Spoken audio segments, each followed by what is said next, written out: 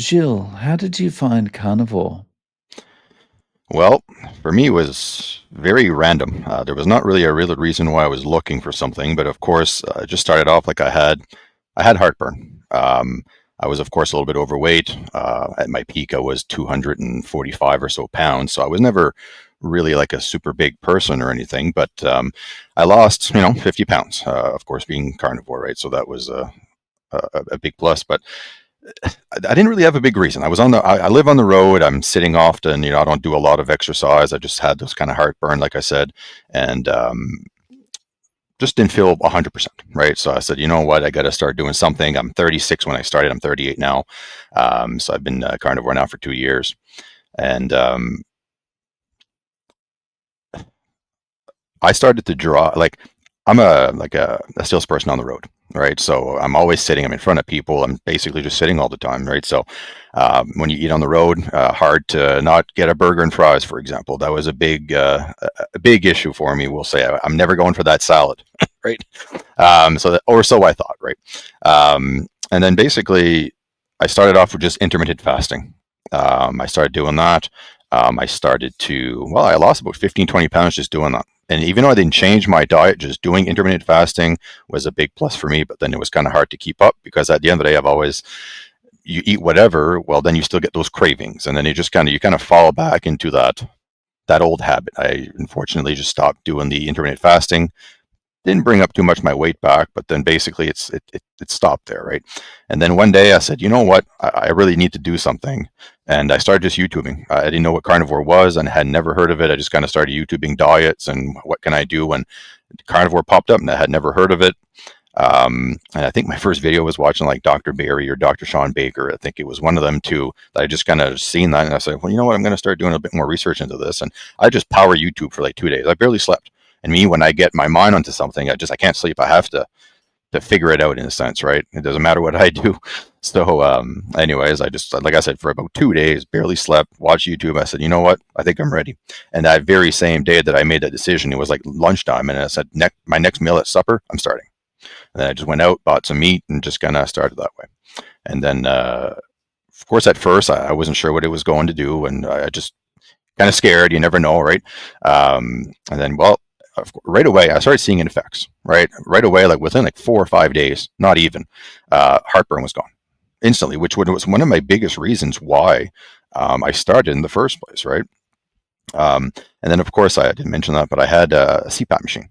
So a CPAP machine, I did have one. Apparently, that's a chronic thing, and I don't need it anymore. But when I first started, it was a must. It was really affecting my sleep. I was a big snorer, if you will.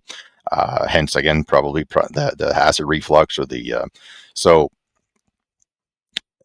5 days in, I'd say my wife even told me I don't snore anymore. Like I don't hear you snoring anymore. So to me, like something's working here. It's kind of amazing, right? And then, well, within 30 days, I lost almost all my weight, 50 pounds almost in 30 days, almost. Um, Maybe I was really inflamed. I went really strict. Like to me, carnivore in my mind was not necessarily the lion diet or anything, but I just said, you know what, I can't do that. I think I just need to go with just any meat, seafood, fish, eggs, a little bit of cheese, barely any spices or condiments. Well, I've always thought that mustard was fine just because it has almost no ingredients. I said, you know what, I think I can do that. And then, like I said, I live on the road for a living, so um, it's I found out that you can kind of go to restaurants or like Wendy's or McDonald's or whatever and grab those patties. So then just a little bit of side of mustard for a dip, that's kind of how I started. And then, like I said, I lost a lot of weight right quick, felt amazing. That's Um, awesome. hmm, So just to check, so you went from 245 to 195, no, at 187. 187. Wow. 187 was my lowest. And then I regained a little bit, like 5, 6 pounds, and then I'm maintaining like 195 to 200 is usually kind of where I'm hovering, depending on when I weigh myself, if you will. Right. And how tall are you? I'm 5'8" and a half, 5'9". Well, Okay, cool. Um, so I mean, your wife must love the carnivore diet, given that she's you're not snoring anymore. No, that was huge for her, and of course she's been on keto for years, so she understands a little bit what it is like the no carb, we'll say life or low carb lifestyle, and she's lost a lot of weight too. She never did carnivore, but she was on keto I think for 2.5 years and lost herself like 100 pounds doing that, right? So she was supportive right away of me trying something. You know, for her, we have kids. We want you to be healthy. You know, I'm approaching my 40s, and I've always told myself, like, you know, when you hit 40, that orange light comes on, kind of like your engine light, right? So you need to do something to get into your 40s or to try to improve yourself moving forward, right? And for me, well, we'll say that I abused myself in my 20s in a sense. I didn't care what I ate. You know, you drank beer, you eat pizza, you order food. Um, so I said, I need to change. I need to do something right. So it's, Right, and I mean, you get into that in your 20s because it's just you can recover really quickly, right? mhm. So, it's like you have a big night out, and the next day is just like slam a can of Coke and eat a donut or something, and you're fine for the rest of the day, but that doesn't last into your 30s and 40s, No, right? it does not. No, now it would be an entire day gone, like basically, Yeah. right? Sometimes a day and a half. And so it's a big change. Mm. Yeah, so traveling kind of adds a little bit of a complication to it, right? Even though you can stop at the McDonald's and the Wendy's and things like that. But So no, not really. In the beginning, I was actually bringing a lot of my food, traveling for the day, and then just kind of cooking something and eating it. Right, cooking hamburger. Even if I couldn't eat it up, I would just eat it. That was in the beginning, or cooking a roast or something like that, and just bringing my leftovers, boiled eggs. Um, And then after a while, I said, well, I can do a combination of that because sometimes I'm gone for 2, 3 days. So I'm limited sometimes to how much food I can bring if there's a fridge in the hotel or so on. So I started to just kind of learn where or what I can eat out. So I have like I usually choose between Wendy's, McDonald's, and or A&W here in Canada. And then of course I just get the patties. So usually approximately well almost a pound per day for me is kind of what I'm looking at. And then I can find boiled eggs in the grocery stores or sometimes even pickled eggs. Yeah, I know it's vinegar, but at the end of the day, it's still an egg, and it's very limited in form of every other ingredient to me. So I've done pickled eggs, and then or I can find like these kind of snackers of cheese and pepperoni. So I usually do a combination of all that throughout the day, and for every day really, and I've been able to maintain that. that's interesting. So the more you talk, the more it actually feels like, in a way, the traveling helps the diet. It helps keep you more disciplined. For me, yes, because I'm home, I have kids. I'm the only one, of course, on carnivore. So sometimes, the temptation can be there to a certain extent. Um, but when I'm on the road, I'm focused. I'm out to work. And then when I need to eat, I'm hungry. I'm going somewhere as I'm eating, and that's it. I don't even think about it. So it's actually easier for me on the road than it is when I'm home. That's awesome. Mhm. And so have you had anyone around you, whether it's, with your work when you're meeting people or, just friends or family kinda go, "Oh, you've changed a lot. What are you doing?" So when it comes to work, it's always a conversation. I'm in sales, so of course, it's kind of talk about yourself, talk about the company, and so on. So it's always part of my conversation. A lot of them that I've seen years ago, I've actually noticed that I've lost weight. Or there's actually a person, one of the first comments, I didn't even recognize you when I showed up at the door, right after a couple of years. So very positive there. But when I go in, I kind of explain a little bit what I do, and everybody's kind of very memorized in a sense, right? They're always like, or sorry, mesmerized. Um, I haven't really had anybody try it, but I have a lot of people asking me questions where they're actually considering it or possibly starting with keto or they just kind of see my results, right? And of course, my workmates, my boss actually attempted carnivore for like a week, and he couldn't do it. He's kind of a sweet dude, but it was the same thing during kind of COVID. We didn't see each other for a while. I just randomly showed up in the office, and he looked at me, and you just couldn't believe it, right? So I made such an impact on just the instant walking that he had to wow, like the questions were there. All right. Friends, of course, are very supportive as well. Like I said, my wife. On the other hand, though, my parents are the ones that are still to this day, even though I lost weight, I feel better. They still think I'm going to die. For example, oh, you're going to have a heart issue, you're whatever, right? So they still believe that old I will say people from that era are seems to believe a lot, right?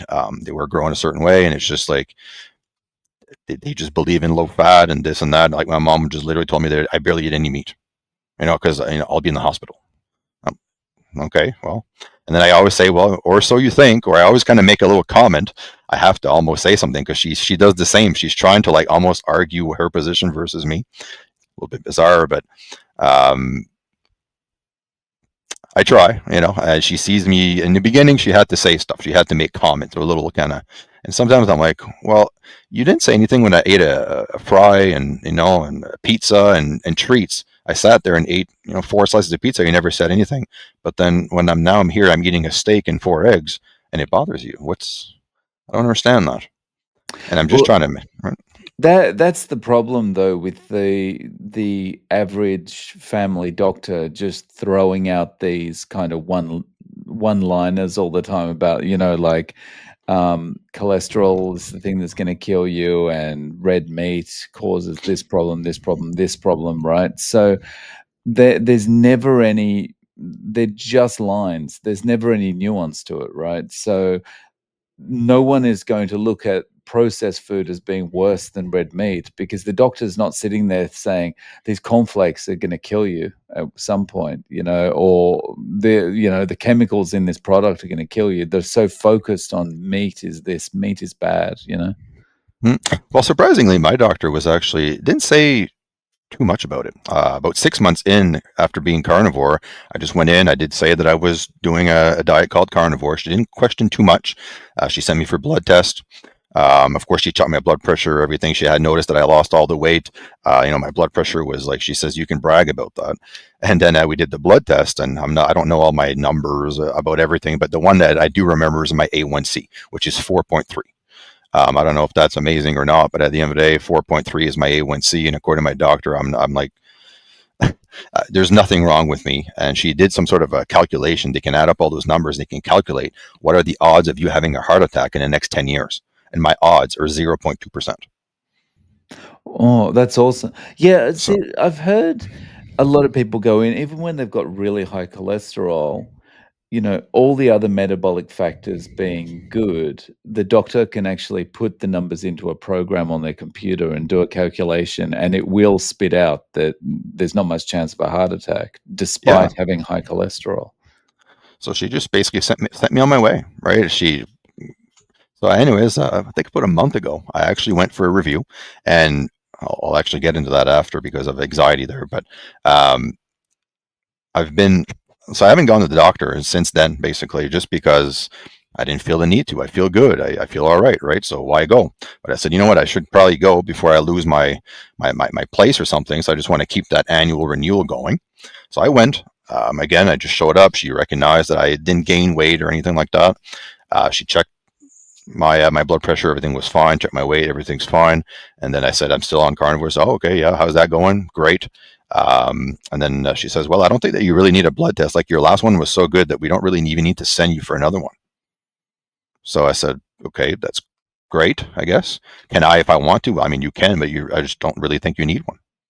And then I was also mentioning how I just did drop that bomb of anxiety there. I've had anxiety for a long time, and I was on medication a little bit in the past. But that's another thing that I realized that it resolved for me. Anxiety.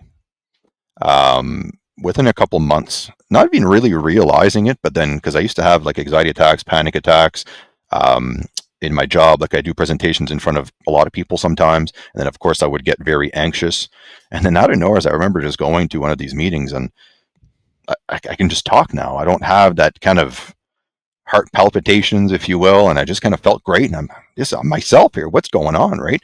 Um, so I told that to the doctor how I kind of got rid of my anxiety. Um, that I don't need medications anymore. It's all controlled. I just don't have those thoughts anymore. A little bit of help too. I go for walks in the nature. Actually started hunting a few years ago just to kind of go out in nature, and of course, well, the meat's really good too as well. So all that helped with anxiety, but I would say that the what really resolved it would have been carnivore for me.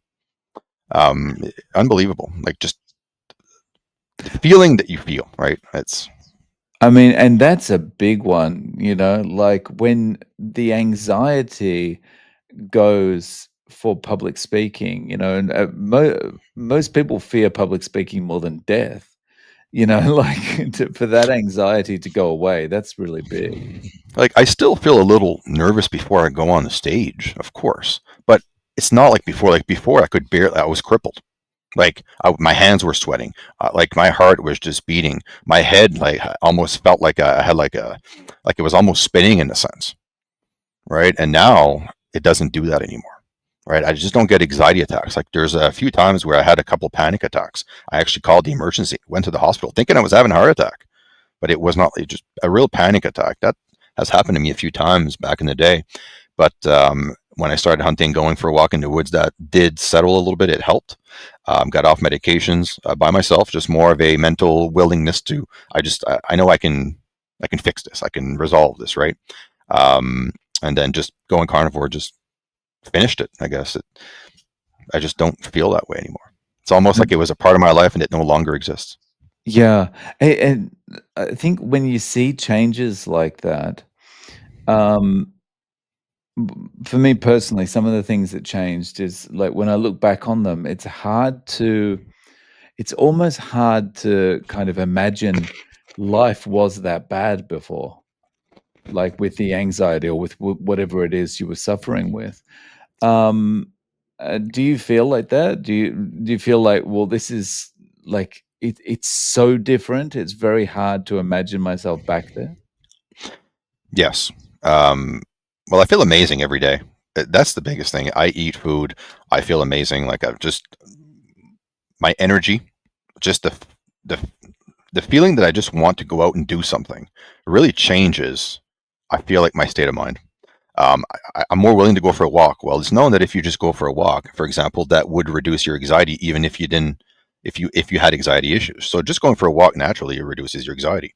But when you actually want to go for a walk, you feel the energy to do something. You're always wanting to go out or move, or the kids want to do something. Yeah, no problem. And before it was like, oh, let me drink my 5 coffees before I even move. Now it's like, yeah, let's go outside. But because I'm more active naturally, without even really doing exercise, I do more exercise because, well, I've lost the weight and I'm moving a lot more. So just those little things I feel like really helped.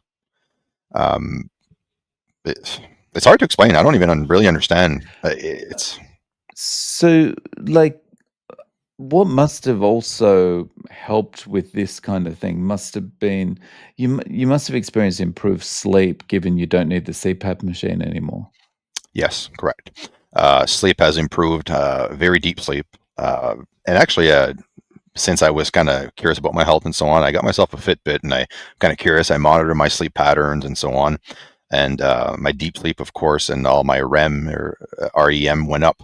I sleep longer, I sleep better, and my oxygen levels are always like good. And before, since I had the CPAP, of course, they weren't like the warnings or the yellows or whatever. Now they're all good. They're low. There's no highs or anything like that, right? So I sleep very consistent. But also, I feel like I sleep less. I feel like I need less sleep.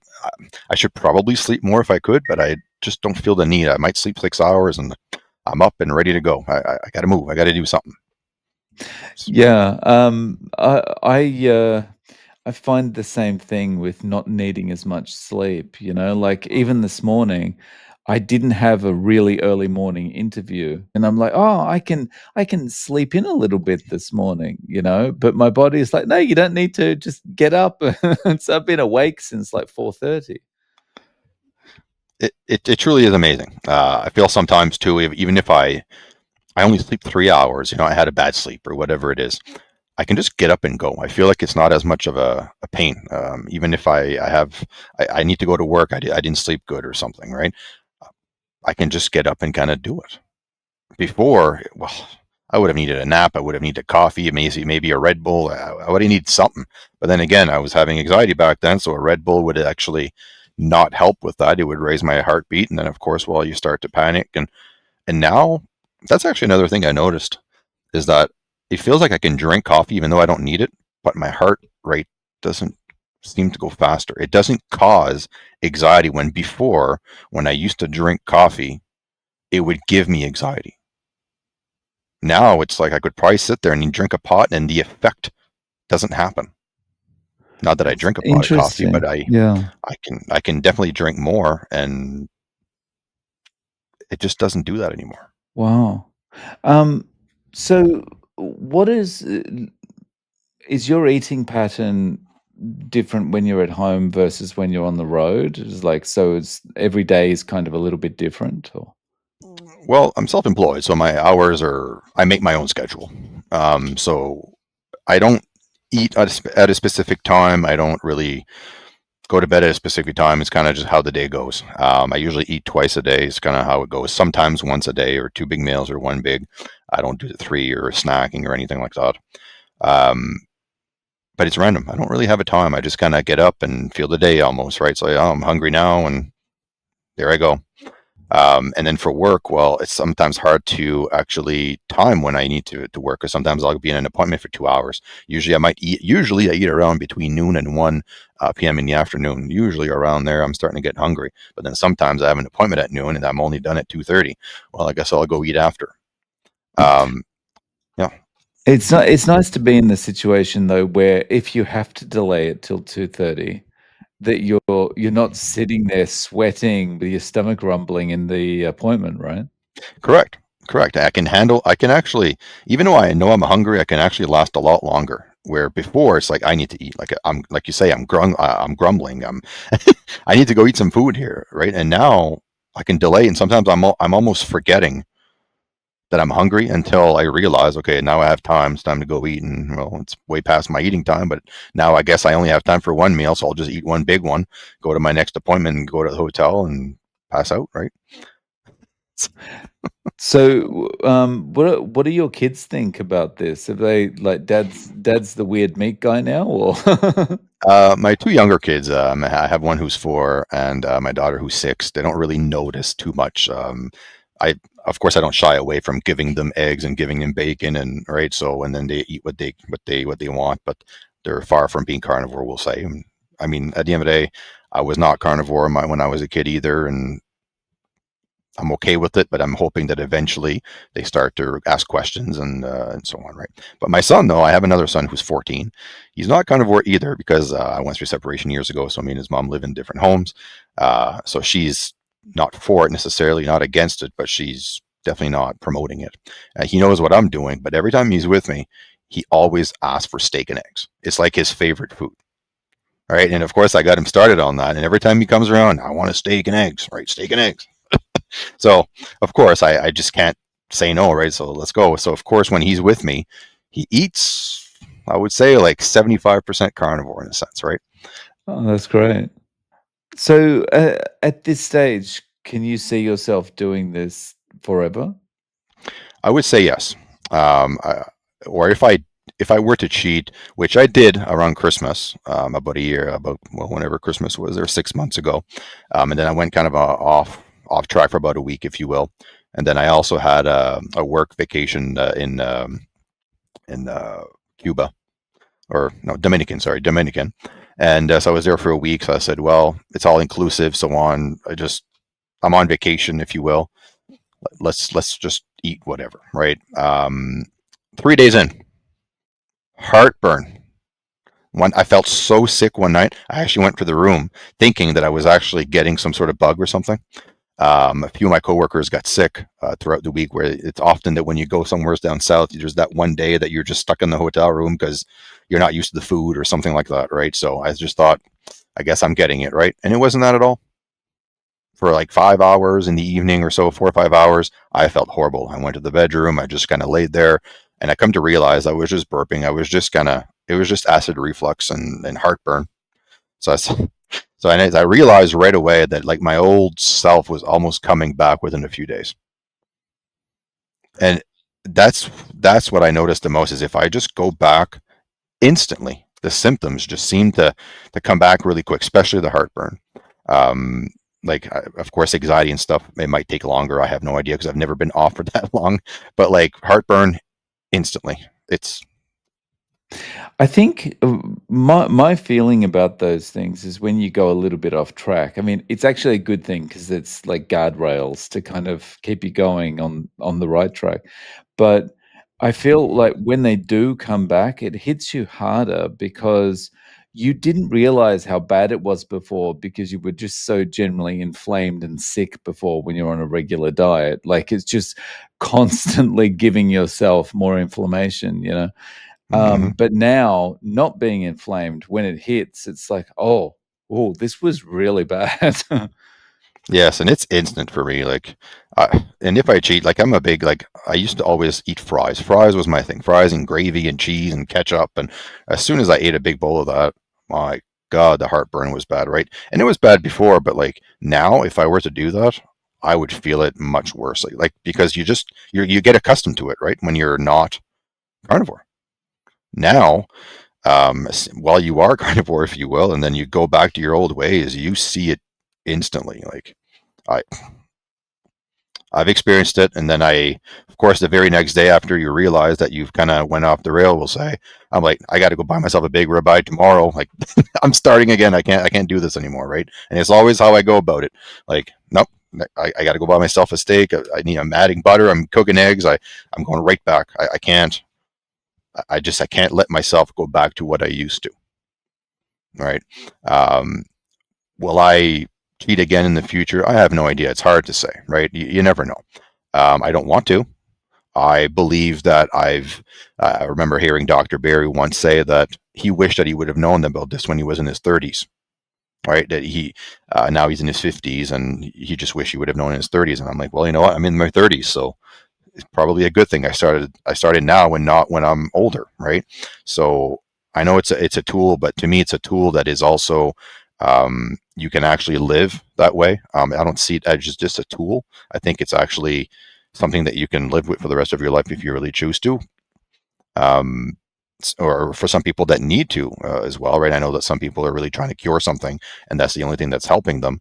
For me, I didn't have a severe disease or something, but anxiety was definitely we'll say my biggest one that kind of went away, which is severe enough. But yeah. Yeah. Um, so let's imagine a friend comes to you and says, "Okay, I I've seen you get better. I've seen you get healthy. I've seen you lose weight. I want to give carnivore a try. What do I need to do to start carnivore?" Based on your experience, what advice or tips would you give them? Well, I pretty much refer them to the BBBNE. I always kind of refer right away Dr. Ken Berry. I find that he's the most kind of simple explanation type guy that you can just kind of watch a video and you just know instantly. Of course, all the other doctors in the community, no, not to single anyone out or anything, but I just find for some reason Ken Berry, you watch a video and you're like, yep, I know how to do it. So I kind of refer to him like the BBBNE is kind of where I started. But then I figured I would like to add other stuff. And I always told myself too, when I tell people is that if you're going to eat a lean meat, meat can be expensive or so on, especially when you're starting out, you're not sure what you're doing. If you're going to buy any lean meat, well, you want to add fats, right? You want to add some butter, or you want to add some tallow or so on. Or if you find some meat that, of course, you don't need to do that, then you're good, right? So, but don't be shy. Eat when you're hungry and stop when you're full. It's kind of always what I tell people, right? So, and when you're done, you'll be done, right? Your body will tell you, I can't eat anymore. I'm done. Well, then you're done. And when you're hungry again, then eat again. It's kind of how I tell people how to start. And I think that's the simplest way. I tell people that beef is the best that you can get. The ruminant animals will be your best source. Of course, chicken. Well, if you're going to eat chicken, eat the chicken wings, eat the skin. You may want to cook them in beef tallow or whatever you want to do, right? Deep fry them. But overall, I say just kind of keep your fats up and basically try to eat as much hamburger as possible if you want. Like, especially if you're trying to do it cheap. Here, we I don't know what it's called over there in your area, but here it's called just Hamburg, and then it's called medium. So that would be your fattier Hamburg.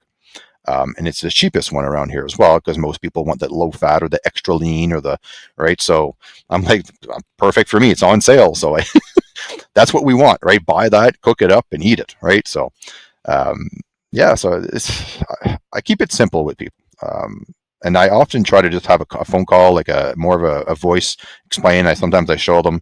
Good friends of mine, they know they've seen me. So a good friend of mine, he's a professional chef. So often when he invites me over, I'll make you a carnivore meal, and then he just partakes with me just for that one meal. I know we'll cook a nice fancy meat of some sort, like a nice rotisserie or some sort of, right? Um, but overall, keep it simple. I refer Ken Berry, BBBNE, I think is the simplest way to kind of start. And then after that, I just tell people like start that way, BBBNE. But then if you feel like you need to add different types of meat, do so, but just add some fats if they're lean meats. Like if you're going to eat fish or you're going to eat, some sort of pork, some sort of lean cut of pork or something, right? How do you feel about going cold turkey versus transitioning? I went cold turkey. So I didn't transition anyway. I just kind of jumped into it with 2 feet. My body definitely told me that there was a big change happening, the first few weeks in the bathroom and so on. Um, but then again, I seen the benefits right away instantly. Like I said, 5 days I stopped snoring. So I seen a lot of the early benefits instantly: heartburn, snoring, my CPAP. Like I felt like within a month or so, I'm like, why am I putting this on? It's not even helping. It's not right. So that was within a month for me. So a lot of the I seen the positive benefits right away, but then again, I've noticed as well that keto flu and so on.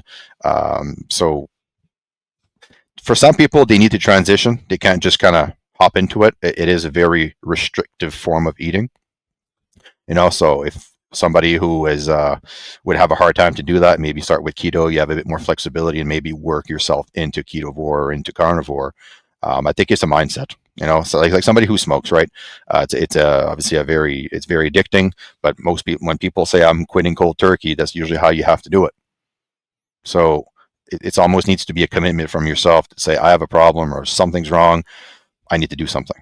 So until you're Mm. ready to do that, then I think the smoking analogy is very good because when I was a smoker, if someone had said to me, "Just cut down slowly, and you won't need it anymore," I was like, "There's no way," because even if I'm down to one cigarette a day, that one cigarette is going to be the best thing I've ever smoked. of course. And so I'm never going to be able to give it up. So yeah, it's the same for me. I had to jump in cold turkey too.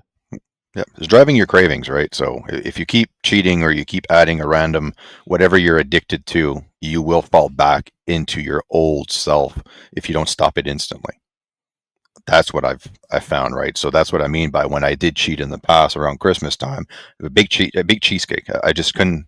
For some reason, I had to have that cheesecake. It looked so good. Everybody was tempting me. I said, you know what? That's it. I'm going to have one. Well, I felt horrible the next day. Like you right away, it's like your body just tells you instantly that you've had bad food, right? But then you have to tell yourself, I can't. It didn't happen. Nope. I got to go right back to what I. You almost have to forget it, because if you just kind of keep thinking about it, or you keep thinking about food, because right away, like you're going back to your old habits. Like you were addicted. Food is an addiction at the end of the day, right? We all love something that we if we were to cheat, what is going to be that thing you're going to go eat?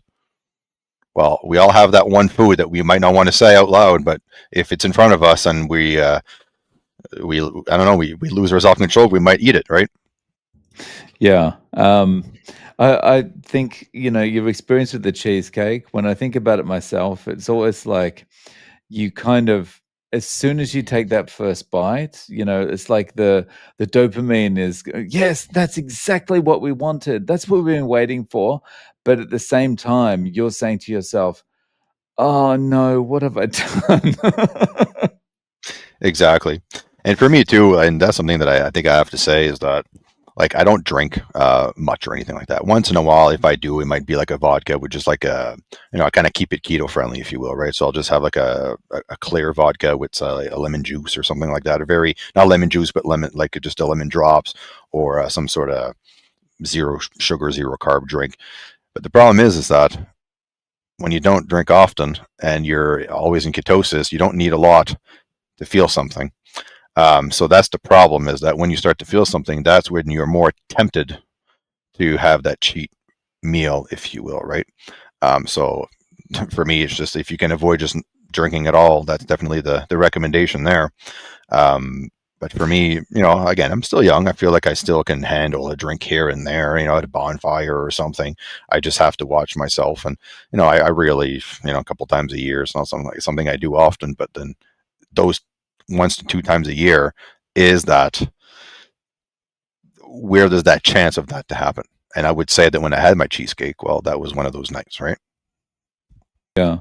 Yeah, I think with the alcohol, you gotta, m experiencing this from the first time I did Atkins years ago, um, you've gotta be really careful with the alcohol because once you're in ketosis, you've got the image in your mind about how many drinks you can do before you start to feel really kind of, buzzed. But you're gonna feel buzzed much quicker when you're in ketosis, and Oh yeah. so it can be really dangerous if you're still drinking at the same level, right? And then it's like, "Oh, that really hit me."